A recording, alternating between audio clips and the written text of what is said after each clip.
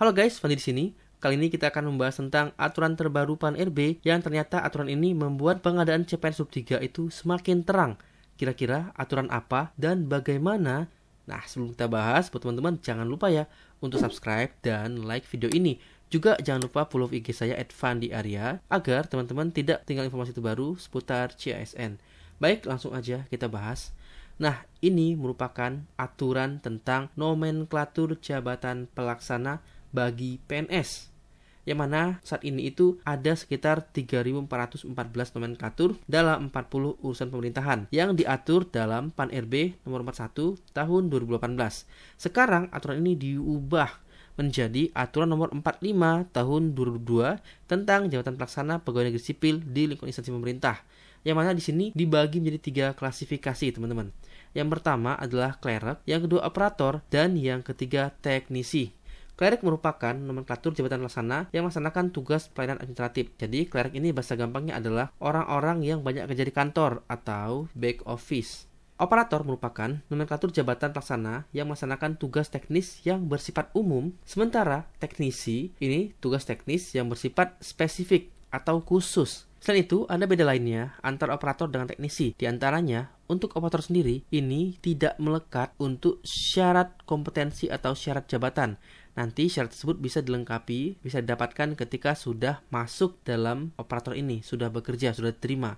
Sementara untuk teknisi, ini melekat, jadi harus sudah dimiliki kompetensinya ketika sebelum masuk atau menjadi teknisi di salah satu instansi pemerintah. Kemudian berikutnya, untuk nomenklatur ini akan ditetapkan oleh Menteri melalui keputusan PAN-RB.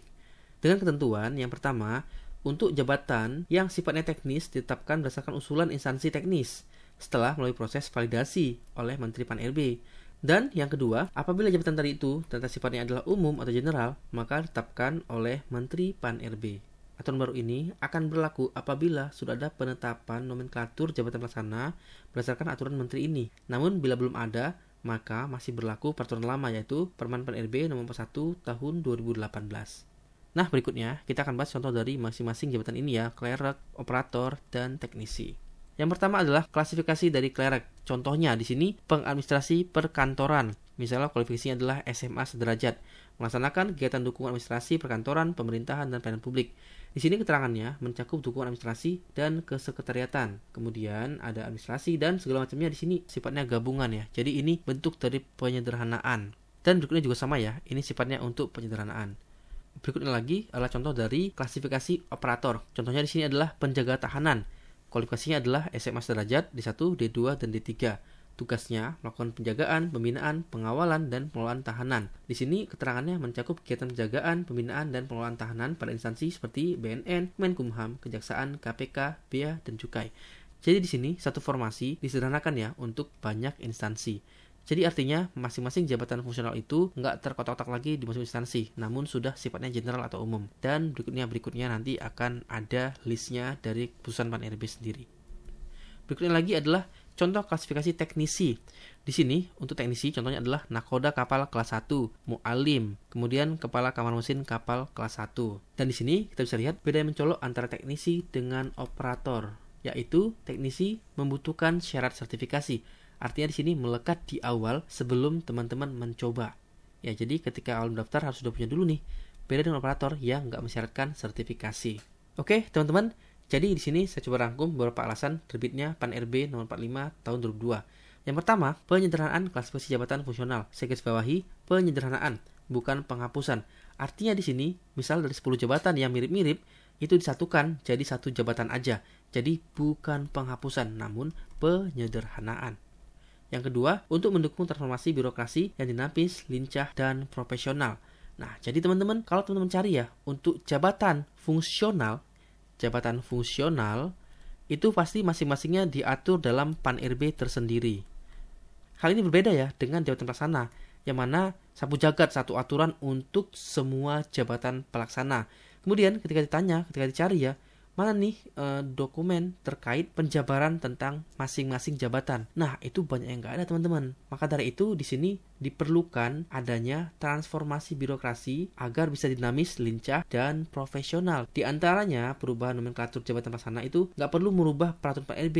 Jadi jika nanti ada perubahan-perubahan dari jabatan pelaksana nomenklaturnya, maka cukup merubah dengan khususan PAN RB aja. Dan yang ketiga alasannya adalah untuk persiapan pengadaan CPNS 2023. Hah? Apa kaitannya? Nah, untuk jawabannya, teman-teman bisa lihat pada video ini. Berikut cuplikannya.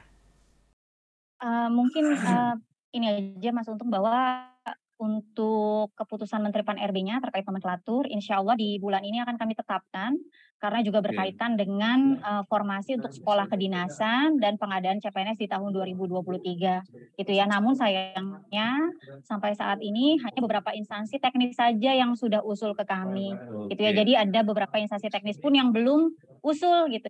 Takutnya tidak terakomodir saja di dalam lampiran keputusan menterinya. Nah, dari video tadi, itu ada semacam kode ya. Yang pertama, dilaksanakannya CPNS 2023. Dan yang kedua, kode bahwasannya CPNS tahun depan itu tetap ada jabatan pelaksana. Enggak serta-merta semua jabatannya adalah fungsional. Nah, oleh karenanya, buat teman-teman yang mau mempersiapkan diri lebih awal, teman-teman bisa ikut program dari teman asn.com, Curi Start CPNS 2023. Bersama mentor, saya sendiri, Fandi AP, ada Heru Joko, YouTuber kelas kata, ada Kak Eyang, YouTuber TWK, dan ada Mas Pingli, spesialis TIU. Dan ada 2 mentor lagi, teman-teman, yang tentunya mentor ini sangat kece-kece.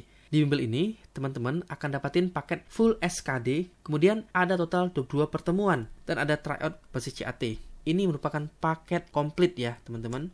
Nah, untuk pendaftaran, teman-teman bisa langsung mengunjungi website temanasn.com. Teman-teman bisa lihat di sini kita buka paket bimbel fokus SKD batch 3, yang mana saat ini kita pre-sale atau dapat potongan harga khusus bagi yang daftar di awal, mulai dari tanggal 25 sampai dengan tanggal 15 Januari 2023. Dan apabila daftar mulai tanggal 16, teman-teman dapat harga normal di Rp229.000. Khusus alumni, teman-teman dapat potongan harga 25%. Nah, dan yang paling menarik lagi adalah akses web selamanya.